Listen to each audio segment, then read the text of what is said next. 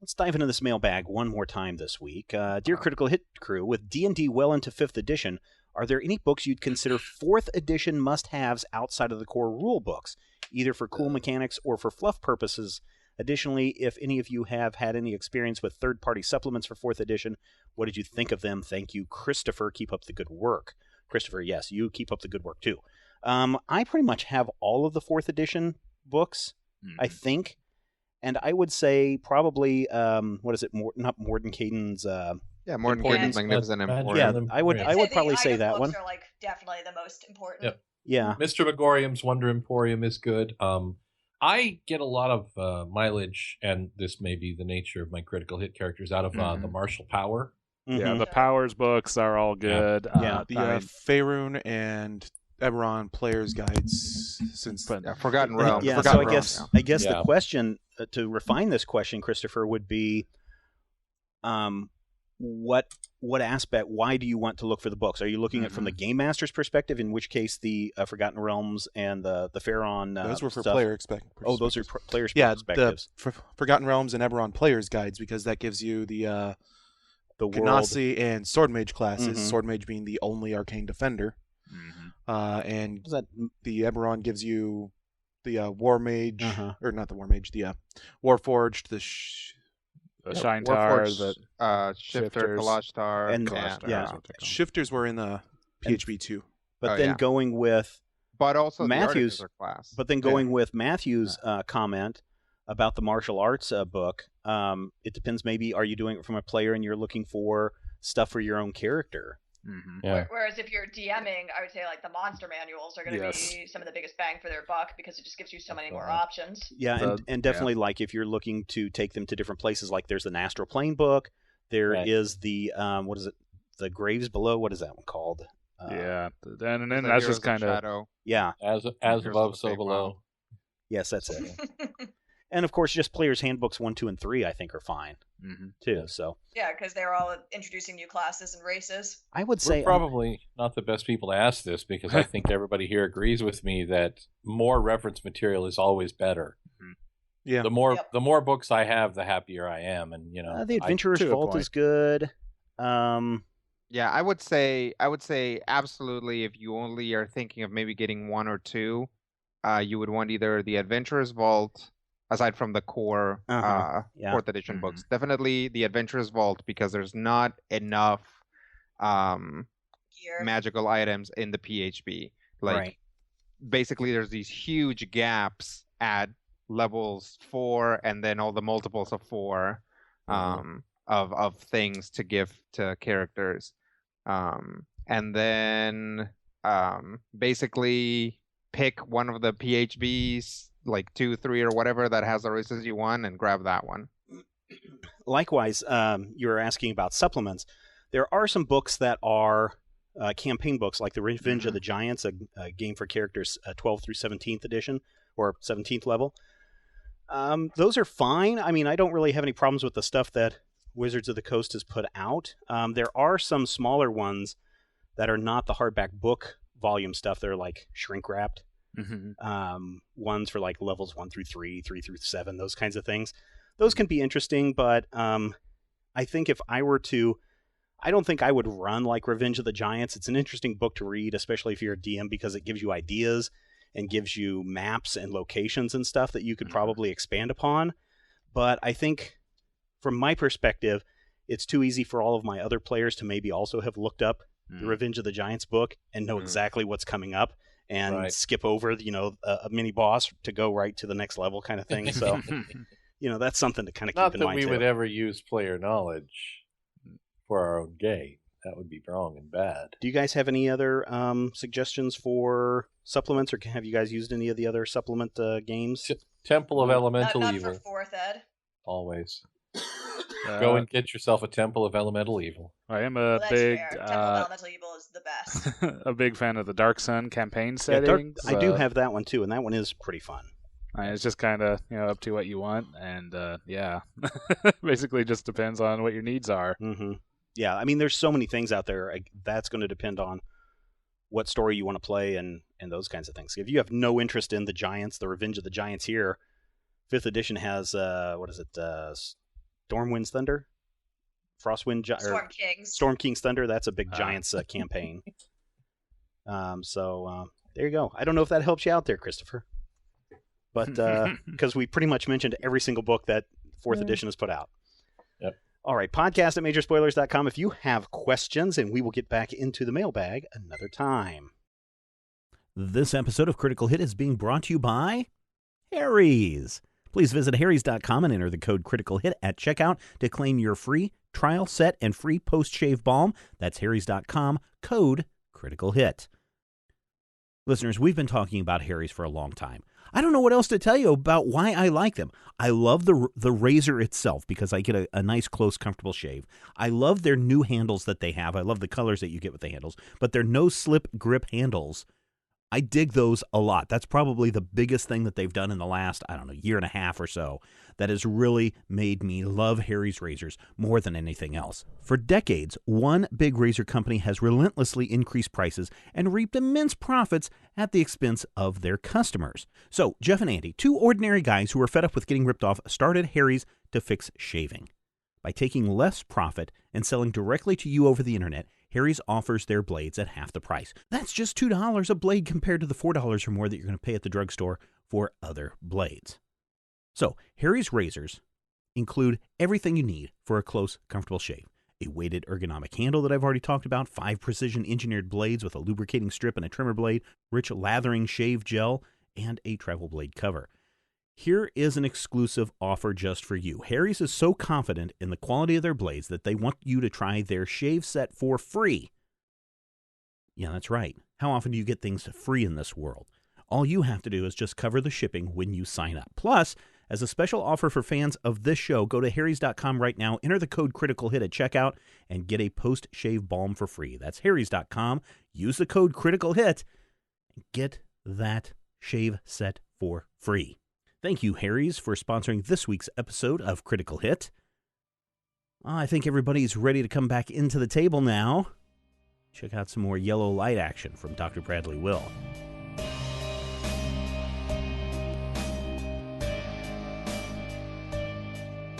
What is your sanity? My sanity right now is 45. 45. Still better than mine. What is yours? 40. Drawing tiles. Yeah. Shit. Yeah, that's starting. You're on the edge. You're teetering already. Well, just wake up in the morning. It's like, Today might be a good day. Today I will be taking my orders from the Sparkles. Rob, what's your sanity? What she said. 40 also? Yeah. Shit, you guys. Yeah, we parallel each other on a bunch of stats. Runs in the family. Twinsies. Oh, yeah, that's right. You guys should have. Oh, that's really cute. Oh, that's cute. You paralleled each other a bunch of stats. Oh. Yeah, except on the ones that I'm better than him in. Because it's not the other way around. Nope. Ryan, what is your sanity? 45. 45. God. Wow, so you had some to burn. Mm-hmm. Good for you. Look at you with your slightly better grip on reality. I started at, where did I start at? Used to be. Zadok. 55 is where I started. So, does anybody need a drink? I could take some water. I decided to forego the caffeine because I realized I make it. I don't get tired. I don't know why. I thought I would get tired, like I need caffeine. Mm-hmm. I just get exhausted, and caffeine doesn't help. So then I go home and I'm exhausted, and then wired. It's like, yeah, it really is. It's very much like that. I still had some Java beer left, but felt like I needed the stimulant tonight. Caffeine booze. This is non-alcoholic. This is Birch beer. Yeah. yeah, they have that on the soda aisle. They have a spot for it in Big Dylan's, Mm-hmm. but you can only really find it at Little Dylan's. Mm-hmm. It's weird. Oh, that was one of the coolest places we went to in Seattle. Wow. The root beer store. I was going to say the Dylans. Yeah, Dylan's. Seattle It was fancy. A store called the Root Beer Store. Cool. Just all sorts of root beers. Did you have when you were growing up? Could you get Sioux City sarsaparilla? No, I didn't get sarsaparilla until I was in college. When I was in Kansas City, I found that they had some. It wasn't birch beer, was it? I don't know. They had some Sioux City stuff that I haven't seen in a long time. I used to get this stuff all the time at the convenience store. Yeah. In my hometown. That was good stuff. I think it was birch beer, actually. Yeah. I haven't had sarsaparilla in forever. Yeah. And birch beer also. All right. I really liked the birch beer. Shall we recap? Or are you recording already? Yeah, I really miss the whole like show introduction. Like I can barely show introduction. I can barely play a game without someone saying 3, 2, 1. Yeah. Last week on Intrepid Heroes. Let's see. So previously on whatever you call this, King in Yellow. We went and saw the trailer. Howard read the play. Mm-hmm. Did he like it? Gave him some nightmares. Yes. And he got a little upset. Yeah. Started seeing the yellow sign in a lot of different places. Yeah. Namely the Cabaret Club sign. Went a little crazy. No. You got a little agitated. You lost some. Yes, you got a little agitated, but you failed your intelligence check, as I recall. Mm-hmm. Which apparently is for the best in these scenarios. He failed his intelligence check. We went to go see the financier for this whole thing. Mm-hmm. What did he tell you? Not a whole lot. Told us where the camera guy was holed up. Really? Yeah. Did tell us to go to the insane asylum. Mm-hmm. Yeah, that's had a whole lot of philosophical meanderings. Not a whole lot, huh? Yeah, just normal stuff. How's the weather? Shot the stuff with him for a while. Poor Eddie got cheated on by his girlfriend. Do you guys want to? Because he cared so much. Let me ask this: Do you? Okay, one of the things you're not doing as a team is discussing anything. Now, I will assure you that I will not zig just to sort of counterpunch your zag. So you're not Rodrigo. I'm not Rodrigo. Does Rodrigo really do that? No, he doesn't. He zigs right along with us because whatever we chose is the worst possible option usually anyway. Oh, there you go. Okay. So I'm just saying you're not you're not comparing notes and. Well, we've been around each other the entire time. Right? Okay. Right. I mean, except for him working on the map and me reading the chart and me working on reading the play. We've been around each other the entire time. Okay. So there hasn't really been, and I think at the end of the last episode they had just gotten back from Griffith Park. So yeah, I don't mean comparing notes on what has happened factually. I mean comparing notes on what your impressions and thoughts are of as players or characters. As both.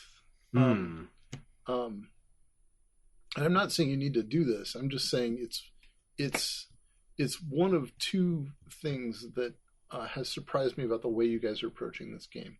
Well, so let me say this. So as we're playing this game, we have in this world. We are, I think most of us are, oblivious to the greater things that are out there. Yes. So we don't know about the people that went, that had these major headaches all over the world. We don't know about this cult that was rounded up in Louisiana. We don't know that this play has been banned around the world. Right. Right. That's character knowledge. Player knowledge, sure, we could bring it in, but it would, to me, seems like it taints the character knowledge. No, that's not what I'm talking about. So he's talking about we haven't actually discussed how we feel about any of the people we've met. So here's the deal. And maybe this is the difference between Call of Cthulhu and any other role-playing game. I mean, if you think about it as we should be searching for more traps. Scooby-Doo episode. No, but you need to be. You will have to figure. Like, I'm not going to. I will. There isn't going to be like, oh, I'm going to kick down this door and, oh, look, there's Uncle Eddie. Like, that's not going to happen. What? We're not going to find Uncle Eddie? Oh, no. No, I'm not saying you're not going to find Uncle Eddie. What I'm saying, all right, let's go back to Sanford. I'm saying in order to find Uncle Eddie, you guys seem less like investigators and more like adventurers. More like circus folk. Well, circus folk who travel the country looking for adventure and excitement in various towns that we go to. And I don't mean to color the way you play the game. And I'm not hassling you about how you play the game. I guess I'm concerned that your expectations for the game are not like the thing that I've set up for the game. That is to say, yeah, but we're trying to follow the clues, right? Yes, and that's what we're doing. Okay. So, okay, we know Uncle Eddie has a proclivity to go and visit Griffith Park. They went to go visit that. That's following clues and hints and ideas. We know in this next day we're probably going to pack up in the car and drive out to the sanitarium. Let me correct you on one thing. So Uncle Eddie does not have a proclivity to visit Griffith Park. That was mostly just an assumption of that was just some random guy who was making a stereotypical assumption about somebody he believed to be homosexual. That doesn't stop us from fully jumping into that assumption. What? Correctly believed to be. Correctly believed to be, yes. But it was an erroneous lead, right? So one part of the lesson there for you is some things are erroneous leads, and so we should just assume all of them are. No, we'll just have a debriefing after all this is over. We'll have a debriefing after all this is over, because I think you guys aren't playing this game right. No. You see, that's the thing. It's not that you're not playing it right. It's not that you're not playing it right. It's like I'm afraid.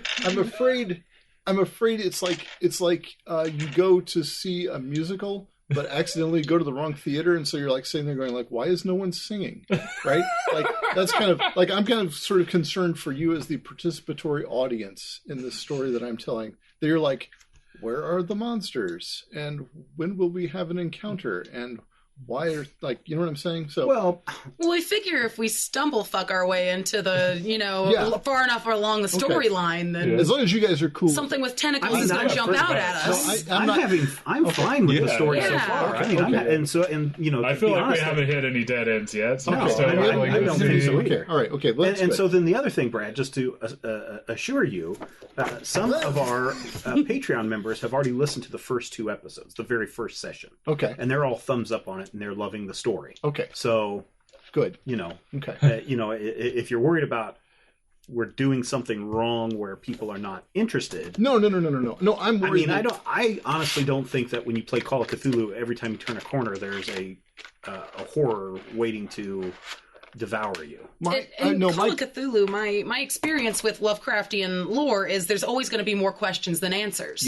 Yes. Okay. All right. So I guess my concern was, and maybe it's completely unfounded. And my concern is it's like you guys have been on a football team for the last several years, like a really all-star football team.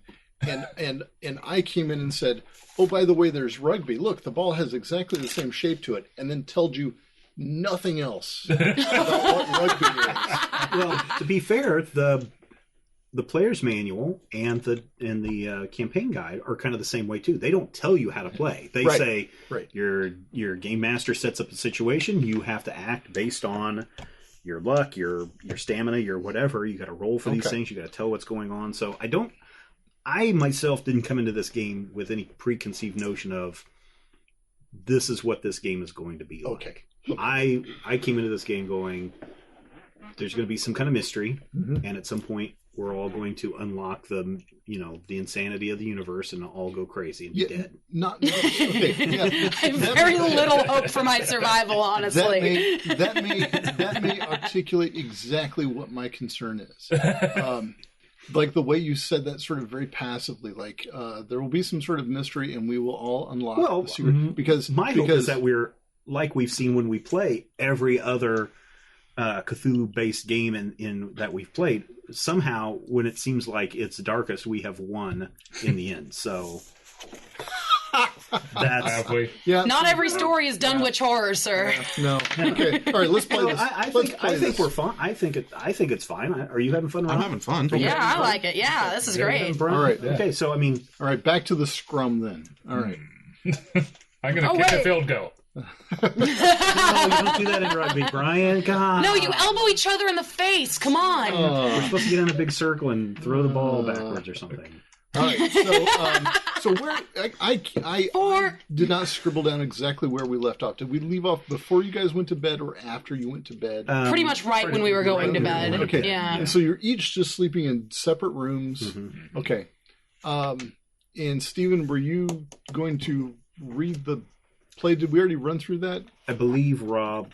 I took it. Yes. Okay. You physically removed it from his presence. Right. Yes. All right. Very good. Which he wasn't all that worrisome about. Nope. All right. Okay.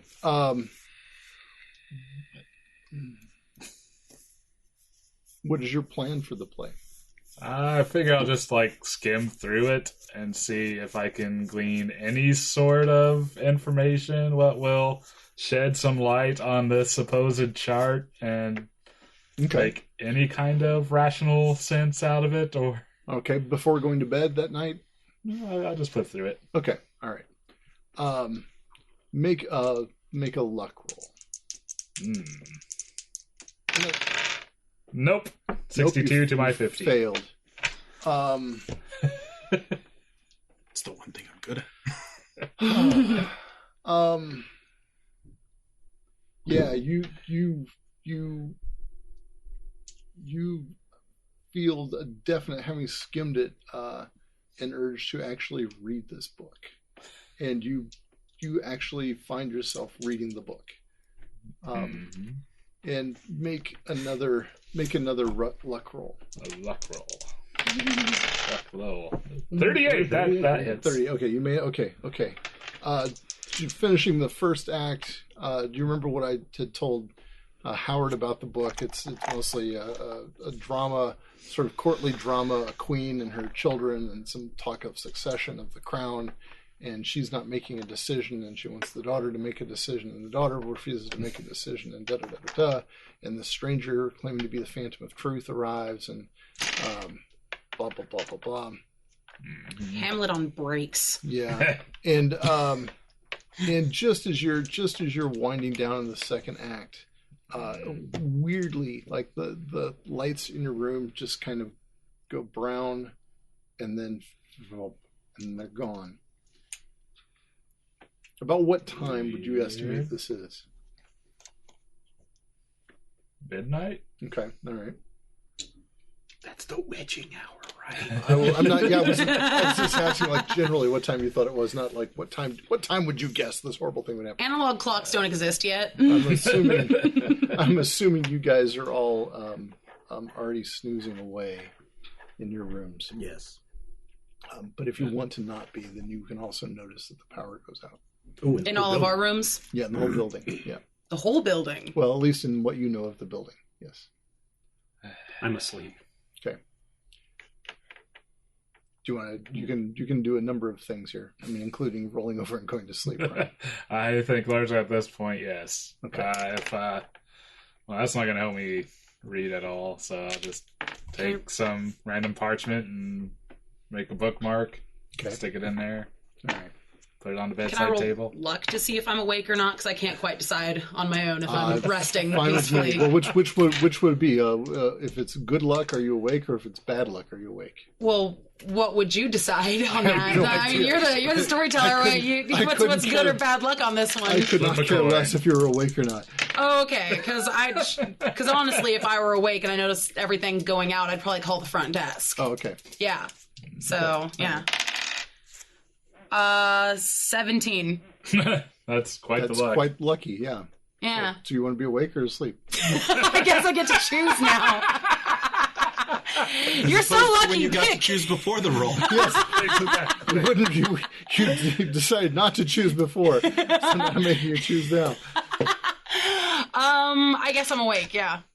So I'll call the front desk. Okay, all right. I think old-time phones work without power. Mm-hmm. Yeah, sure they do. Yeah, just to check and the phones are working. So ring. Okay. Yeah. Front desk. Hey, all the electricity's gone out up here. Yes, the entire building, the whole block, apparently, actually. Ah, not just us. All right. No. All right. Hopefully the city will get on it. Thank you. Yes, these things happen. All right. Good night. Good night. Okay. The whole freaking block. Nice. Yeah. I'll glance out my window, just curiosity. Okay. Dark. Yes, the whole block is dark. Just the block? Yeah. Mm. Yeah. This is not like the time before, right? Remember where It was just like his room. It was just his room, yeah, because even the hotel light outside the window stayed on it. Now this is the whole block is gone. So much for the fancy end of town. Yeah. Back to bed. All right, everybody going to bed. We can wake up in the morning, bright-eyed and bushy-tailed, as it were. I think this is Tuesday morning, right? I believe so. My recollection is Tuesday, the something of February. The 2nd of February, right? Yes. No, we're on Wednesday now, aren't we? Yeah. We got in on Sunday, I thought. Oh. I suppose so. Yeah, we got in on right, Sunday. No, that's right. Sunday night. Because nothing was closed, or if everything was Yeah, closed. you only spent one night at the other hotel. Right. Yeah. Okay. Yep. So it was Tuesday morning. Gotcha. Yep. Casa La Loma. Casa La Loma. Sure. We're not there, and now I remember it. Brilliant. Do you remember the name of your current hotel? The Embassy. No. The Embassy Suites? No, the Embassy Suite. The Marriott Embassy Suites. The Alexandria Hotel. The Alexandria Hotel. Okay. If you say so. The Schwanky Schmancy Hotel. Yes. Yep. Whatever those two wrote down. That's what I have down. All right. What do you guys want to do this morning? Morning stretches. Calisthenics. 1, 2, 3, 4. Hey, whatever. I got bendability and balance to keep up. I suppose so. Meet everybody downstairs for breakfast. Okay. Rob tames a lion. I'm assuming, by Time the to way, find a what lot. are you guys gonna do for breakfast? You're gonna put it on the No, we'll room? probably just go to. It depends on if we eat there, or if we go to a diner or something. Right. Well, there's a lovely breakfast or a lovely restaurant. I'm gonna take advantage of the breakfast. I mean, he was kind enough to offer his hospitality on that, so Sounds good. Okay. have a filling meal for once. Okay. So they just bill it all to your room, no problem. All right. Yum, You yum, don't yum, necessarily have to role play chewing the breakfast. But... I roll for eggshell in my omelet. Make a luck roll. So choose if there's if there's eggshell in your omelet or not. The folks at home cannot see me flipping her off. You can trust that I am in fact flipping Amanda off quite thoroughly. Wow, Brad. Uh, So, did you guys want to go up to that sanitarium and check out the other guy? Or Well, I mean, we did promise Mr. Smithy that we'd check in on him. I mean, Smithy's been there, and now the director of photography is there, and And Sounds... who knows, maybe other members of the production might have found their way there as well. Mm-hmm. On top of that's where Smithy found the play. that is true. So maybe there's something there. Maybe Dr. Archer actually knows a little bit more about what's going on, since she seemed to be adamant about it. Was there anything else we needed to do here before we got in the car and drove up? We can stop by Uncle Eddie's again, see if anything's changed there. Is that on the way? no. No. It's in the exact opposite direction, guys. We might as Fair. let's keep the house alone for a while. We checked on it yesterday. He wasn't there. All right. Well, I guess we're going to drive up to the sanitarium. Okay, now it might be out of your way to hit the Topanga Canyon Boulevard. So you might want to take Mulholland That's fine. up to... Yeah, I'm just kidding. Thank you, bellboy. Here's a nickel. So, but you do... We grabbed cigarettes for him, of course. Well, sure. Charge to the room. You do follow... That's very kind of you. Sir, thank you. A pack of Lucky Strikes. So you do eventually get on the Santa Susana Pass Road and you recognize that this is the same road that you were on when you were coming up to the Hart Ranch. Okay. But the turnout, which you just probably didn't really pay much attention to, is ahead of the Hart Ranch turnout. So you see a little sign, Sigur Ross Sanitarium, and it's just a little turn off to the left there. You take it, you drive through like a big gate. So it's a wrought iron gate with big bricks on the side, and then there are gates that go off into these trees, right? But then the trees end rather abruptly as soon as you get on the side of the gate. There's a long road, and you can see this massive 3-story Gothic building down the road there. Everything has been cleared out. So we're on the sort of the top of what was so there's the canyon that the ranch is in, right? So this would be, just to sort of orient yourself geographically, this is the top side of the canyon, right? So this is the north ridge, top side of that canyon. Trees have been taken out, and there's a large open space. The road heads pretty much directly to the sanitarium there, and then it splits, and it goes on either side of these weird sort of stone cubes. So these stone cubes, there are like 9 of them arranged kind of in a triangle. They're about 10 feet tall, 10 by 10 by 10 cubes. The road sort of splits, goes around them, and that's the only thing that even looks remotely like a thing of interest in this area, in this open space that's about maybe 100 yards wide, maybe 100 yards square, actually. It's like a rugby field. It is like a rugby. Ooh, that's uncanny. Among many uncanny things. But then you just drive up, so there's a little turnoff that takes you to, you could go to some side buildings, or you could just pull up, and there's a small, like kind of a visitor's parking lot right there in the very front of this building where you can park. Okay. What do you make of them thingies? Modern art is strange. Is modern art a thing yet? Yeah, probably. Yeah, it's a thing. It's totally a thing. Well, it's modern to us. Besides just being cubes, was there anything on those? Ooh, cubism. No, just becoming big just cubes. Big stone cubes. Yeah. Okay. All right. Well, we get out and Picasso has yet to totally develop cubism, but he's getting there. walk up to the entrance, I suppose. Okay. And there is a guard there dressed in white. He says, "May I help you?" We're here to visit a friend.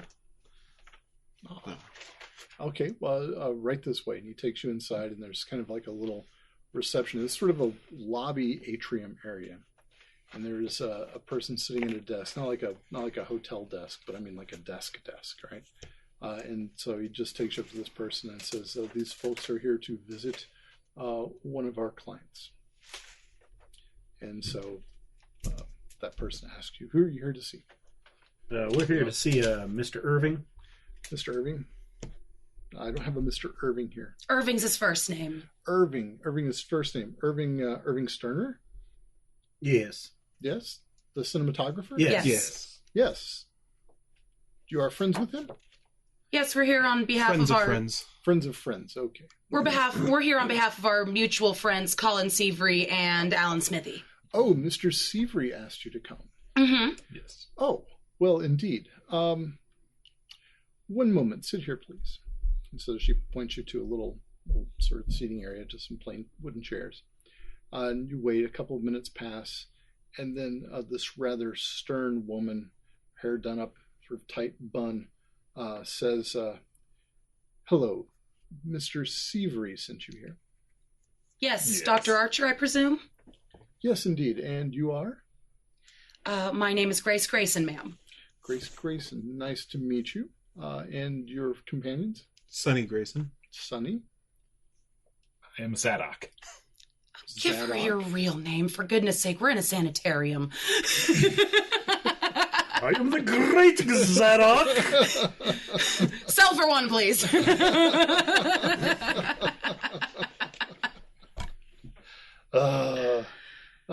Zadok. Nice to meet you.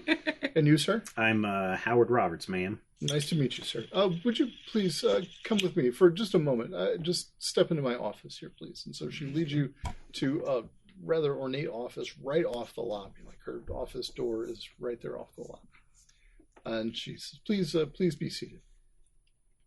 I will be happy to let you speak with Irving, but I just wanted to check with you for a moment.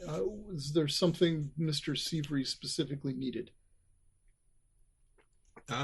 Just asked us to check on his friend, make sure he's being... General welfare, making sure he's being cared for properly.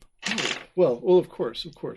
Mr. Seavery, I'm sure, would understand that he's always welcome to visit, and we would, in fact, enjoy a visit from him anytime. I'm hoping to see him this weekend, in fact. Mr. Seavery wishes he could have been here in person. He's been a bit under the weather recently. Oh, yes. I understand completely, yes. Well, hopefully he can be here this weekend. What's going on this weekend? Well, this weekend is the gala. Oh, a gala? Yeah, we're having a gala fundraiser this weekend, and we're inviting some of the patrons of the sanitarium for a very special event. We'll remind him of the RSVP. Yes, please do. Thank you very much. What is your connection to Irving? We're relatives of friends. Relatives of friends.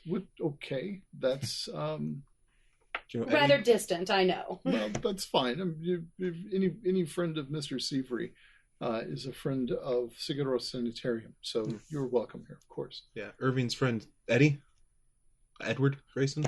I'm sorry. He was on the movie. He was an actor on the production. That movie. Mm-hmm. Yes. You've heard about the movie? Yes, I'm happy with the movie. It is the centerpiece of our gala this weekend, and I am proud of the work that Irving did on it. It's a good movie. You've seen it? Were you at the screening? No. I wasn't at the screening. It's just the fact is, I regret that Alan made that movie in the first place. Why is that, ma'am? Do you know Alan? Have you met Alan? I have met Alan.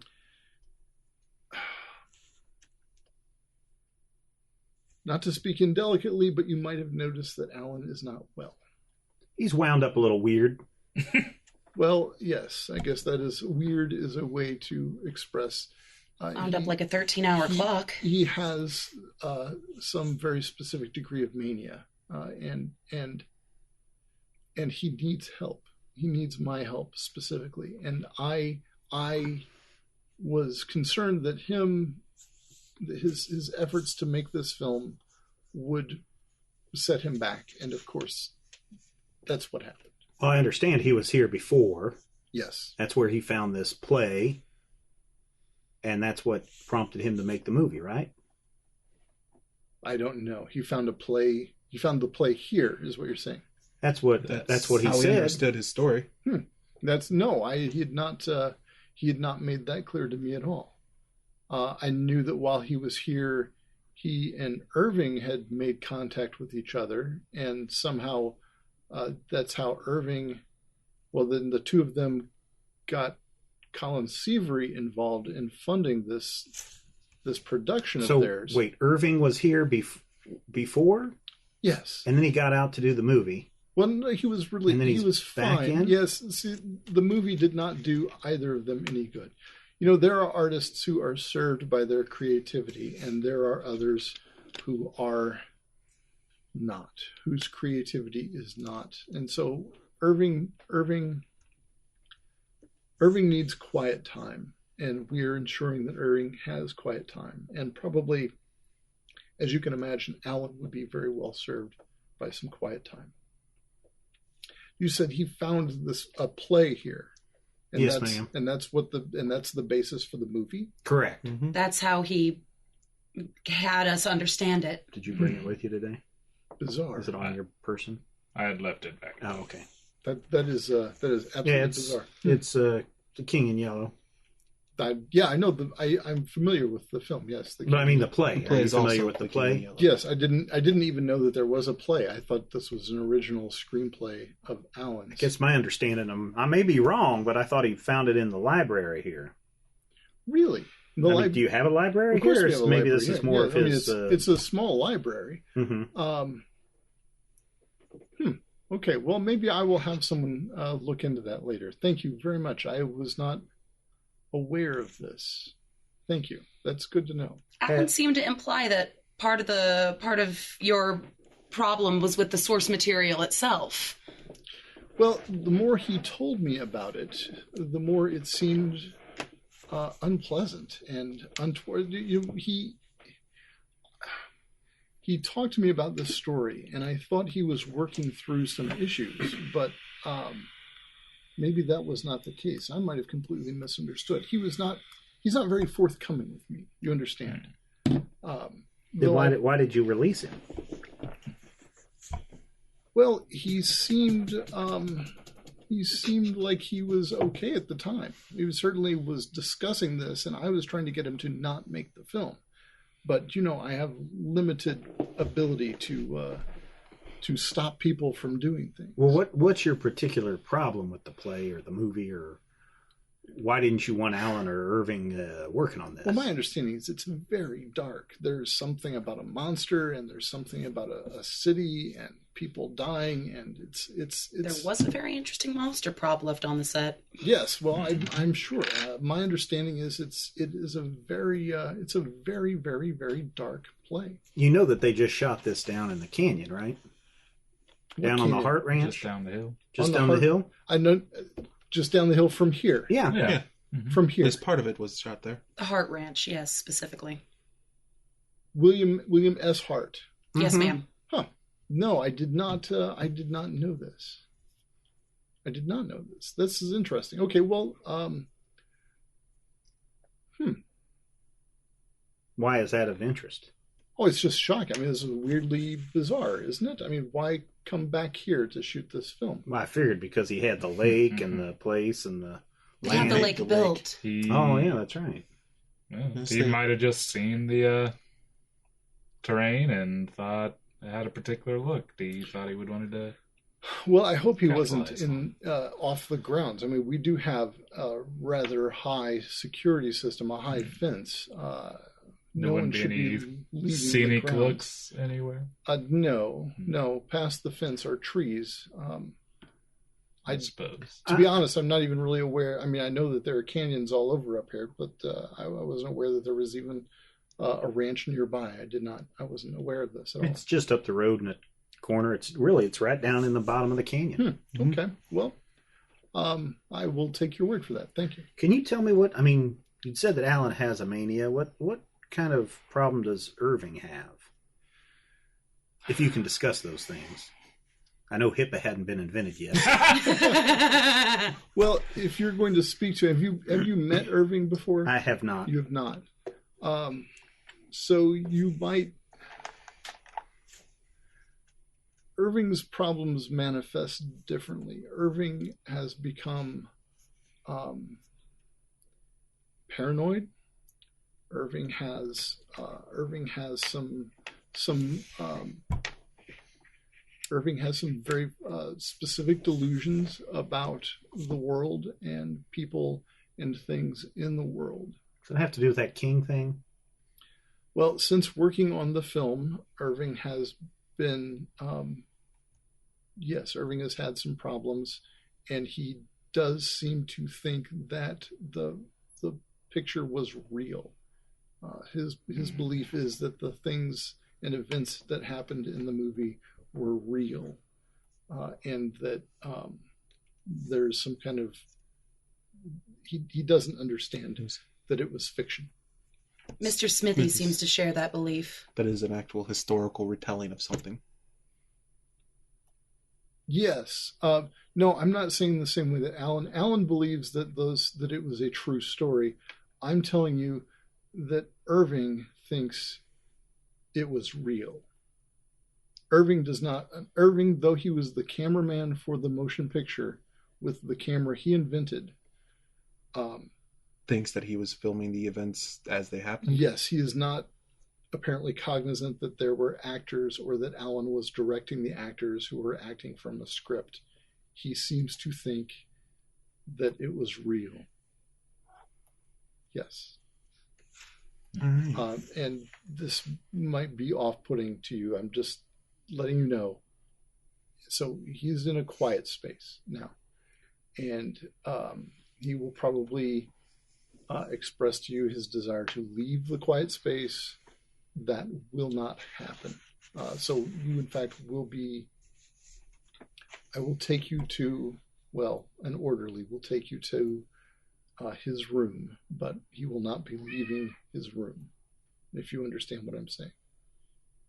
If he's suffering from certain paranoias, perhaps we shouldn't all go in at once so we don't startle him. That's fine either way. Frankly, he's beyond startling, if you understand what I'm saying. I mean, one or four of you would have little additional impact. Well, if you guys want to go on ahead, I'd actually like to ask the doctor a couple of more questions on my own. If I thought that there would be, if I thought he could get worse from meeting the four of you, I would ask you not to do this. But since this is at Mr. Seavery's request, fine. How did Alan and Irving meet Mr. Seavery? I have no idea. Mr. Seavery's never been here? No. Mr. Seavery, no. All right. All right, so the three of you leave. I pass the cigarettes on to you guys so you can... Great. Yeah. What could I help you with? Well, ma'am, I was wondering about your opinion on something. It seems that most everybody who has been touched by this production is suffering from some sort of mania or another. Well, I'm not sure that's true. Well, Mr. Seavery's servant, his trusted servant, expressed a certain concern over the mental state of Mr. Seavery, if I may confide in you. What did he suggest? That he has mentally taken to a more philosophical state of mind since the production itself, and that he cannot even be coerced into sunlight or warmth. Bizarre. His mind seems to have taken strange meanderings in the span that we have that we were. What was in this Mr. person's Seavery's name? What was the servant's name again? Wasn't Colin? No, it was Sully. Sully, thank you. Yeah. Sully. Yeah. Sully. Okay. Would you... I'm not sure how I can keep confidentiality. I mean, that is to say, I plan to call Mr. Seavery, perhaps speak to this man, Sully. Well, Sully was more than willing to ask our opinion of Mr. Seavery's state after we had visited with him, so perhaps in the spirit of confidentiality, you can speak with Mr. Seavery first and see if Sully opens up to you in a similar manner. Okay, I will do that. I will make an appointment to see Mr. Seavery as soon as I possibly can. I was expecting him to be here Saturday, but... He doesn't seem to be willing to make the trip for the premiere, and he will not leave his study. Okay, thank you very much. I will... I very much appreciate this. Mr. Seavery has been a valuable patron to our institution, and... he seems passionately invested. Yes, indeed. Thank you very much. I'm mostly concerned because it seems like wherever we followed the word of this production, some sort of mania has followed. And I would hate to see the same befall, such a kindly benefactor. I think that the two, I mean, I will certainly Irving and certainly Alan have not served themselves well by making this picture, but I don't know that there are any other. I mean, whatever is going on with Mr. Severy. Well, there's more actually, madam. More questions. Surely you heard of the mysterious suicide in the canyon over the weekend? No. It made the papers in the city. No names were given, but we happen to know that it was a member of the cast of the production itself. And another member of the cast, Sonny and I's own uncle, has been missing since at least a week before. And your uncle was who now? Eddie Grayson. Eddie Grayson. Can't miss a middle-aged version of Sonny and I. Ah, okay. All right. Eddie Grayson. All right. Very good.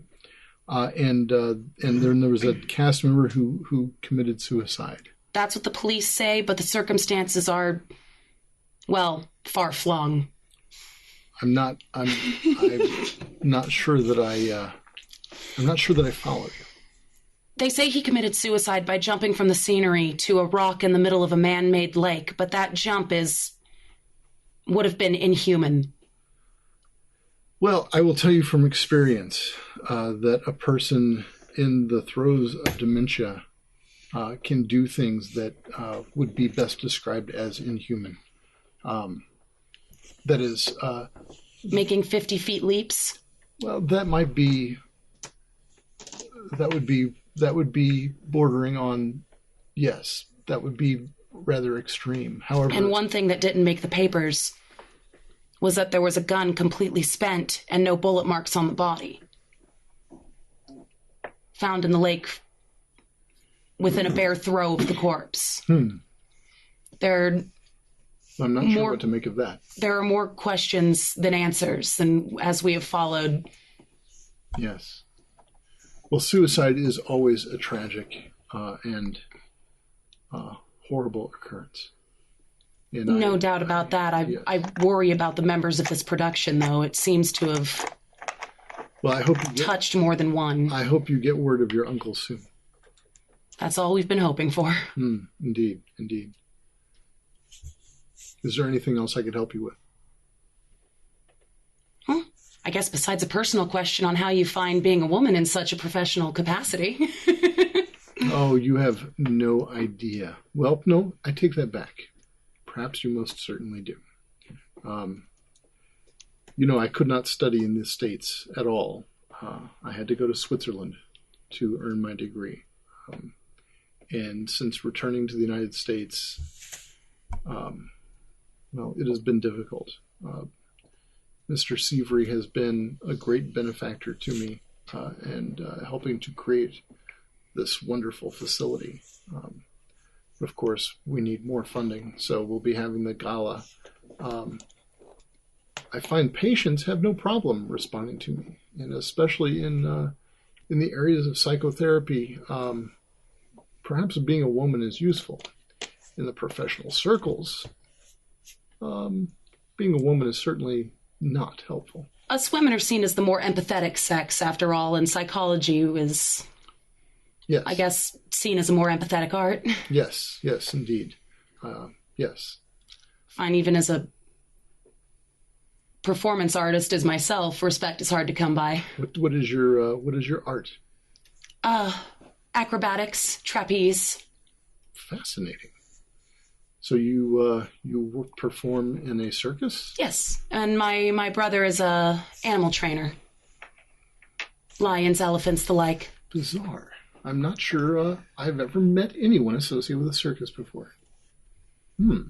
And I can not say I've met a female professional doctor. I'm as equally fascinated. Well, good that we've made each other's acquaintance then. Do you ever... we have a gymnasium here. I could certainly use a decent stretch. Well, no, I was thinking it might be useful to our clients to have a performance. Not today, of course. I mean, but maybe you could return. Give them a taste of the outside world. In a few weeks. Well, there was just a diversion. Diversion of magnificence, as it were. Well, this is fascinating. Can I have your information that I could have someone contact you? Absolutely. Mr. Severy has us in rooms in the Alexandria currently. What are those? I give her our room numbers. Okay. Thank you very much. You've been very helpful. How long do you expect to be in Los Angeles? Currently, we have plans until the end of the week. As I said, we're looking for our uncle. After that, as far as I'm aware, we're free agents until the circus has us leaving San Diego. Okay, I'm in over my head until we get the gala finished Saturday night. I will not, but maybe if you're still in town, don't leave town without contacting me, please. We'll keep in touch. Okay. Thank you very much. Thank you, Doctor. All right. So you try to catch up with these guys? Yeah. Or okay, so an orderly takes you, and you can get there just as they're entering the room. So I thought maybe we'd have a minute with the orderly. Yeah, you can have a minute with the orderly. Yeah. So you boys are pretty busy with your gala coming up. Yes, sir. Yes. We're all very excited about it. All the big mucky mucks are coming? Indeed. The governor will be here. The mayor of Los Angeles will be here. The chief of police. Who else will be here? We have quite a list. It's quite a huge guest list. Wow. And did I hear right? You guys going to show the King in Yellow? Yes. Well, we have this tremendous gymnasium in the center of the building here. So just past the lobby is the gymnasium, and so yes, we'll have it projected from one of the rooms. They actually had to knock a hole. Can you believe this? In the gymnasium wall, so that the projector can be in a room next to the gymnasium, and it shines. Do you know how a movie theater works? It just shines down from this other room, and then they had to put in this ventilation system because of the lights. The lights make this gas and so there's this. They've been working on it for weeks. The projector is huge. That's fascinating. Did you know that the movie was just shot down in the canyon? No, I did not. No. Right here. Yeah. Well, that's exciting. Have you seen this movie yet? It's just the trailer. Yeah, I saw the trailer too. It is tremendous. We went to the set the other day. You understand that Mr. Sterner invented the color film process. That's what we've been told. Yes, it's amazing. An unfortunate occurrence for such a genius. Oh. How is he? He is not well. In fact, I will need you to wait here outside. I will go in. I just need to prepare some things for a moment. If you wouldn't mind waiting here. No. And he opens. Oh, over again. Are you his primary care provider, or no? I mean, we're the orderlies. We don't have specific assignments. I mean, that is, I'm assigned to this wing, but he is one of a few dozen people that I work with. Yes. Okay. So he opens a cabinet there in the hallway and pulls out a straitjacket, and then takes out a ring of keys and knocks on the door and says, Irving, it's Wallace, and I'm coming in. And he unlocks the door and goes in, locks the door behind him. And it's, you can kind of hear like very muffled. I mean, just sort of you can't make out words, but you can just make out the tone. Somebody sounds kind of angry, but there's not really a lot. And then you can maybe hear a scream, but it's really quiet. I mean, it's like really quiet. It's like it's from like a great distance. And after a moment, the orderly comes out and he says, "Okay, gentlemen, you can go in.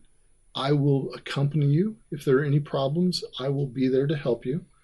And I hope you have a productive visit with Mr. Sterner. Here comes the rest of your party. Ma'am, we're about to go in." All right, thank you. So he leads you in.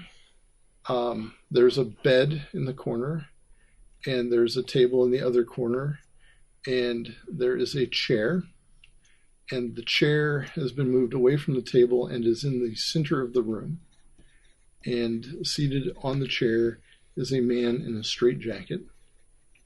He is very thin. He has dark hair that is just been trimmed way back, just kind of a buzz cut. And he just kind of looks at you, wide-eyed. Hello, Mr. Sterner. Hello. Hello. Sterner or Sterling? Sterner. Sterner. Okay. Irving Sterner. Sterner. I'm Grace. This is Sunny. We're the niece and nephew of Eddie. Eddie. Edward Grayson? Edward, yes. Edward, yes. I know Edward.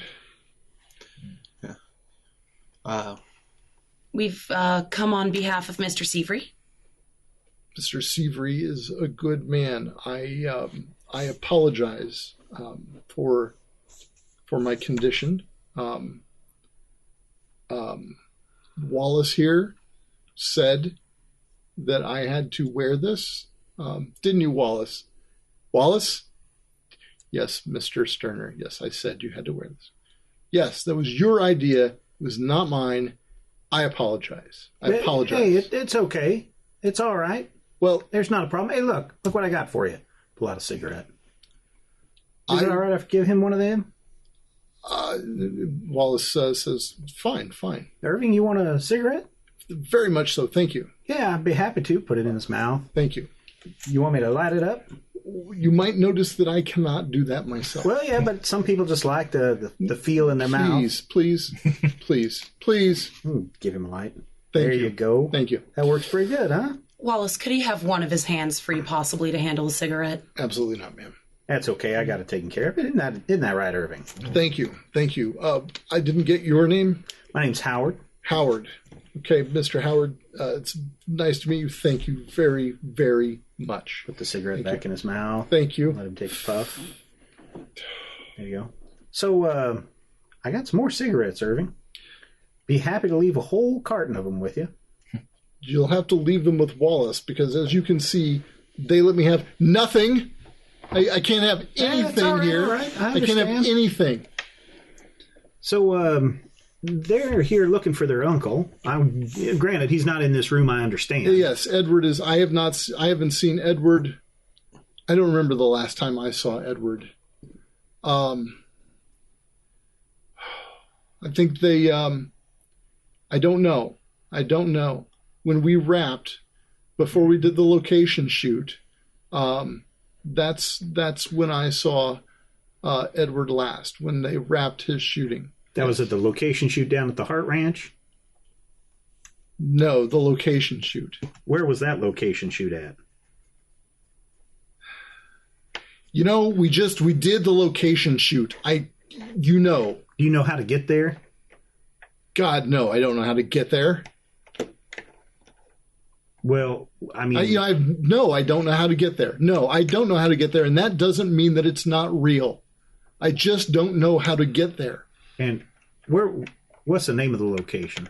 What do you mean, what's the name of the location? Right. At the lake. We shot it at the lake. Right, down on the Hart Ranch. No, that's the set. Okay, yeah. All right. You're not from Los Angeles, are you? No, I'm You're not in the pictures, are you? No, I'm not, sir. You don't? Okay, so you sometimes shoot movies on a set. Yeah. A set. You understand what a set is? In the big studio lots. Yes, and then there are other sets. We had a set that was in the canyon on the Hart Ranch. Yes. Mm-hmm. Yes, we dammed up that stupid creek and made that stupid lake, and we shot at that stupid set, but then we did the location shoot. And when you say location shoot, that means you go someplace and you shoot someplace I know, real. That's what I'm trying to... Calm down. Here, take another puff of your cigarette there, boy. Now, I'm just trying to find out where this location's at, well, so that we can go there. If I could... Yes, because... Damn Archer. That's the same thing she's... So this is what this is about, isn't it? This is what it's about, isn't it? We're just trying to find their uncle. Yeah, you're just saying the same garbage Archer says. Oh, if you could tell me how to get to the location, I could go to the location and I could show you that the location is real or that it's not real. But it's not real, she says, and I know damn well... Jeremy's dead, Irving. What? We're not here for Miss Archer. We're here because Jeremy is dead and our uncle is missing, and we need to see everything about this movie because we need to find him. How did Jeremy die? They say suicide, but I don't believe it. Well, no, of course not. That's stupid. Who killed him? We don't know. That's what we're hoping to find out. He had our uncle's papers on him as well, his driver's license and his own. Uh-huh. A pistol. A pistol with all 6 shots spent, but none in himself. Well, He was pretty brutalized. beaten to death? They say he threw himself from the set, but as you remember from the set, he was found on the rock in the middle of the lake. The lake on the Hart Ranch Yes. set. That little puddle. Yeah.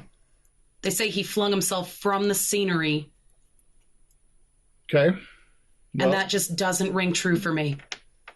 yeah, my recollection is the rock was pretty far out there. Mm-hmm. We tried like hell to get that rock moved because it really broke up the shot. Yeah. But it was just there, so we just let the lake flood in around it. So he jumped from the set to that rock, is what you're saying to me? That's what the police said to us. That's crazy. That's crazier than I am. That's what we thought. So what am I supposed to do with this now? What am I supposed to do with this? Now I've got a dead man. Now I've got a dead man. We were hoping you might have any information about the movie, the play, or our uncle, because something is going on and we want to find our uncle before it gets to him. I have no idea where your uncle would be.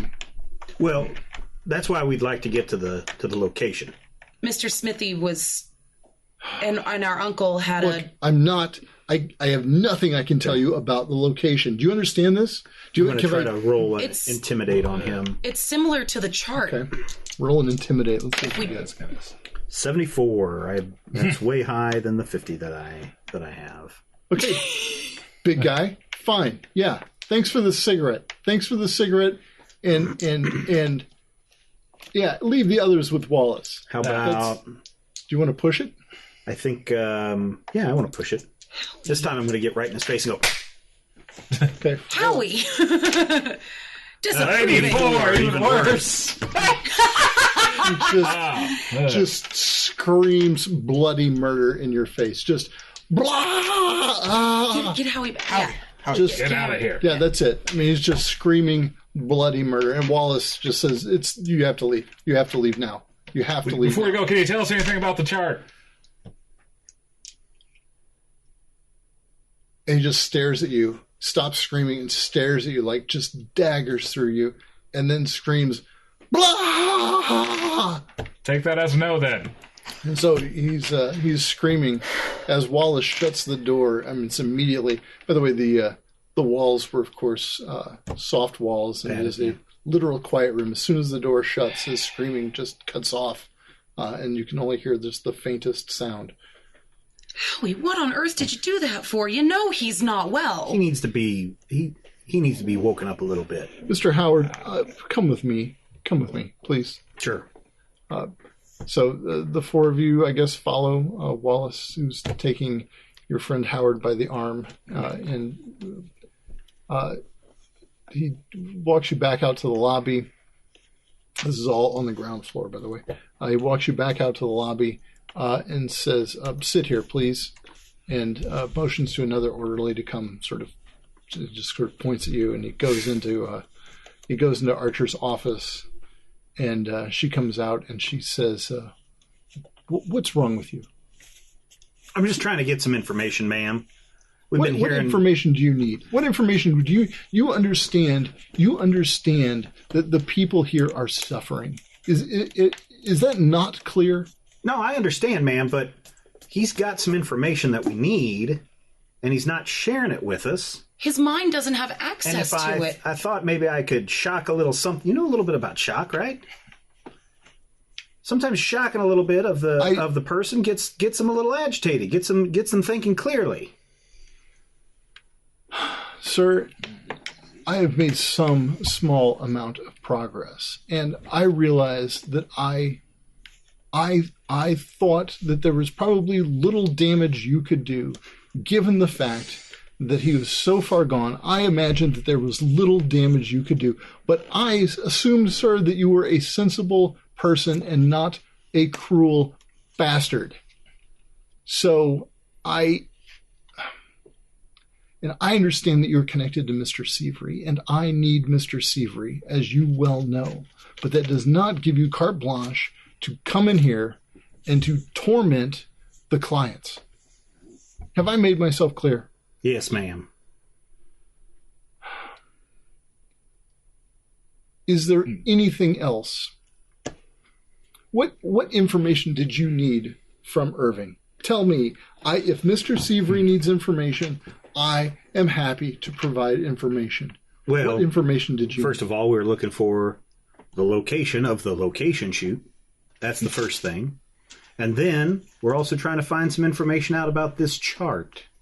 So you were feeding his delusion about the location. You understand that there was no location shoot. Well, see, that's not what anyone said. He's not the only one to have said it. Lots of people have said that there was a location shoot, and we're just trying to find where this location is because, according to him, that was the last place they saw their uncle. I say quietly to her, that's part of some of the other associates of the production. They all believe there's a location. Who told you about a location? Alan. Irving. What's her name? Natalie. Yes. Naomi, excuse me. Naomi? Yes. Fulton. Colin? Naomi Fulton. Yes. Yes. She told you that there was a location. I believe so. And none of them can tell us where.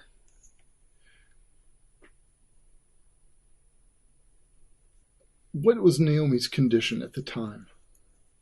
The time of what, ma'am? When Indifferent. we saw her? Look, I understand that Alan talks about the location also. Can I be really clear here that Alan and Irving feed each other's delusions? Okay? This is... Yes. Alan also believes that there was a location shoot for this movie. I have no idea why they believe this. I don't know what happened to the two of them. They have, in effect, lost their minds. To be indelicate and unprofessional about it. Naomi said herself that she didn't actually read the script. She simply acted as she was told to in a certain shot. She didn't know the story as the others did, but she was taken to a location. Mm-hmm. Naomi said she was taken to a location. Did she say that? Yeah. It's been a couple of days. No, she totally did not say that. She didn't say it? Okay. Oh, did she not? No, I think it was just Alan. It was just Alan. Okay. Well, but you can say that. You can. Yeah, you can, we won't. Yeah, we won't. Tell, yeah. You can tell what's her name that Yeah. Naomi was taken to a location. That's fine. Okay. Yeah. I'm going to use a little psychology on the doctor. Well, I mean, we're just like your roles. 51. Missed it by 1. What were we going to do? I was going to ask her, to say that now you understand our situation. Maybe you understand why I had to be a little bit more aggressive with Irving than normal. Shaking my head. I think honestly, Doc, I think time is of the essence here, and we just need answers. We've been in this city for a couple of days now, and we get no answers. Nothing but runaround this entire time. So you can understand how we get a little agitated and a little fed up with all of this. I understand that you are agitated, and I understand that sometimes it seems like the people who you encounter in an institution such as this one aren't actual people and do not deserve the respect and decency that you would extend to other people. But I assure you, they are actual people who need and deserve your care and decency and kindness. And I understand that Irving, because of the nature of his dementia, is particularly troublesome and grating, because that's how people who suffer from paranoia are. And believe me, sir, if he could do something about it, he would. I am trying my best to help him with that. Well, what do you know about the location? You said it's all made up, yet everyone's saying that it's... They said, yes, they said they went to some place and all we need is a name. I don't have a name. I don't know. I wouldn't have the foggiest clue. If it sounds as though they're suggesting that they went to some other, like, planet. I mean, it is absolute nonsense. When I say they are delusional, I mean this in the strongest possible terms. Planet. Have you seen Alan wear his diadem, for example? Mm-hmm. Yes. So Alan insists that the diadem is made of finely crafted silver, that it is a network of silver that he sits upon his head, little triangles formed of silver wire. And he says that the diadem does more for his health than any of the time he spent here. Does it? When he's wearing it? It's a piece of tin foil. It's a scrap of foil, sir. But if it works for him? Well, he is not here because he is functional. As you know, he is functional. And so, yes, he is not here, though if I had my way, he would be. He did noticeably calm down when he wore it. I'm not saying he doesn't calm down when he... It's a security blanket. I'm telling you that he thinks that a scrap of tin foil is a piece of finely wrought silver, is what I'm telling you. I'm trying to remember if he actually tried to tell us. No, he didn't actually. He never mentioned the material. He just put it on. So Alan, for as charming as he is and as sweet as he is not in his right mind. And if you want to insist that he and Irving went to some other planet to shoot a movie, fine. Labor under that belief. If Mr. Seavery is for some reason interested in you finding out the nature of this fabulous planet they went to, fine. Please find that out from Mr. Seavery, and then be sure to tell me so that I can better treat my patient. And Mr. Seavery, I serve with the absolute greatest of respect. Please convey that message back to him. However, even though you work for Mr. Seavery, I cannot have you come in here and disrupt my patients. We understand. Do you know anything about the chart? The chart. Alan... The Imperial Lineage Dynasty of California something. The Imperial Lineage Dynasty of California something, no. The Imperial Dynasty of North America and the Northwestern United States, something or another. Yeah. What he said. You've never mentioned that? No. Well, seems like we've gotten a lot more information out of them than you have. Yes. And you're working with them every day, and they've never mentioned it. We never knew about this other planet. Any of it connected to reality, sir? Well, the chart is real. Yeah, the chart is real. Yeah. I don't entirely know what it means. It seems to be gibberish. What does the chart show? So, okay, all right, I apologize. What does the chart show? Perhaps it can help me with Irving. What does it show? The general gist of what I've been able to put together is that it shows a lineage, a royal lineage, the family spreading out from the originator king to however far it goes. We can't tell because it's in some... The lineage of a king? Yeah. King in yellow? Possibly. He seemed to react favorably to that suggestion. So she just puts her head in her hands and just lets out this deep sigh of resignation and... So you're telling me that you have a chart that shows the lineage of a king that is a character in a motion picture that I'll be showing here at the sanitarium on Saturday. That's what you were telling me. That's the general gist of what we've been able to glean. Alan had a copy of it, as did our own uncle. As did Jeremy. I'm afraid this mania might have spread to him, madam. We need to find this man. So, Alan is your source of information.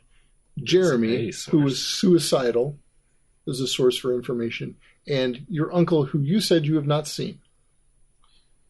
We'd really like to find him. You can understand why I fear for him. He gave you a chart. We found it in his home in his own coat pocket. And he called us saying he needs to explain it. That's why he brought, or that's why we came. Terribly worried for our uncle. I am too. I'm, to be honest, slightly worried for you. If I were to ask you a simple question, do you know who the President of the United States is in this year, 1926? Woodrow Wilson. Is it? Yeah, that's actually that's something we ought to know off the top of our heads, but to the Wikipedia, that doesn't exist yet. Miss Grayson? Madam? President of the United States? I give her the name of the president in 1926. Who's the president in 1926? Calvin Coolidge. Calvin Coolidge. Thank you. Like I said, like I told you in confidence, anyone that has touched this production seems to have become... And finding this same chart that Mr. Smithy seems so attached to in my own uncle's coat pocket, with him missing and his...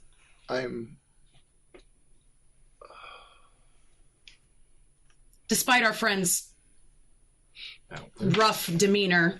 Yeah, so, you know what? It just occurs to me. I think you guys think I hit the guy. No, he was there. He was... Okay. All right, I'm just making sure that you understood Wallace, when I did this. Wallace told me very I'm clearly. smacking my hands in front of his face. You got in his face and you clapped your hands so as to intentionally scare him. Is that to make him focus? Yeah. I just wanted to make sure that you guys understood that. Oh, I understand fully what you did, sir. I'm talking out of character. No. She's still pissed off at you.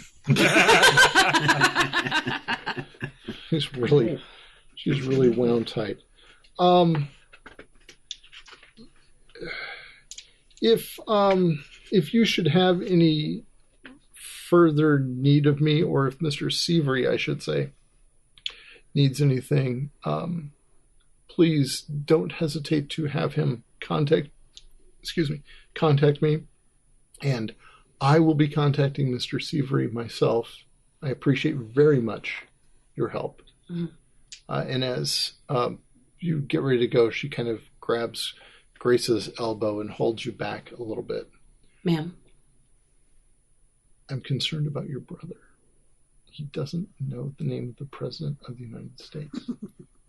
We were circus educated, madam. He doesn't pay attention to those sorts of things. No. It's almost impossible for someone to be an adult in the United States of America and not know the name of the president. He's talking about a chart that he heard about from Alan, who we know. I'm concerned, and Mr. Howard also is not. Let me know if to vote when probably wouldn't have mattered. Yeah, I don't think we would have been even old enough to vote when he would have been elected. Well, we were 18 within the past 4 years. You're not here for this conversation. Yeah. Sorry. Yeah. No, but listen, I'm concerned for your safety. They seem to be... Let me put this plainly. Your brother doesn't know who the President of the United States is. Your other friend, Mr. Howard, deliberately antagonized a man wearing a straitjacket in a padded cell. And your third friend wears a turban and calls himself Zadok. I fear for your safety, miss. Sincerely. I will keep an eye on it. I agree that Howard was out of line, and I do apologize for that. This search has made us all rather on edge. She gives you a business card and says, call me if you need anything at all. And I let her know which room specifically is mine at the Alexandria. Thank you.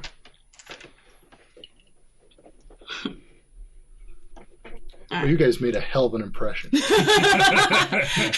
we're walking away, I felt my brother upside of the head. Calvin Coolidge. I didn't vote.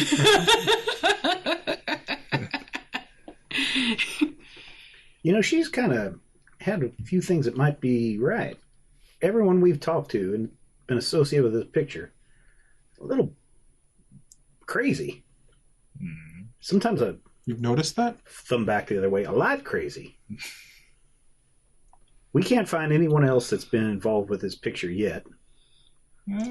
Naomi wasn't all that. She was pretty... Howie, next time you talk to somebody, your hands are behind your back. Yeah. We're close by. We're close by. Maybe we should just make another visit down to the Hart Ranch, see if we can see Mr. Hart's in. That's not a bad idea. Actually, we did get one word from Irving. That's not really a word. Besides that, he did mention something about there being an actual lake at the location. What lakes are within a halfway decent drive of Los Angeles? Natural ones. To the library. To the glove box. To the maps. Right in front of There's this whole giant ocean thing nearby. Yes. Yeah. Well, that's a whole lot of coastline. That's not a lake.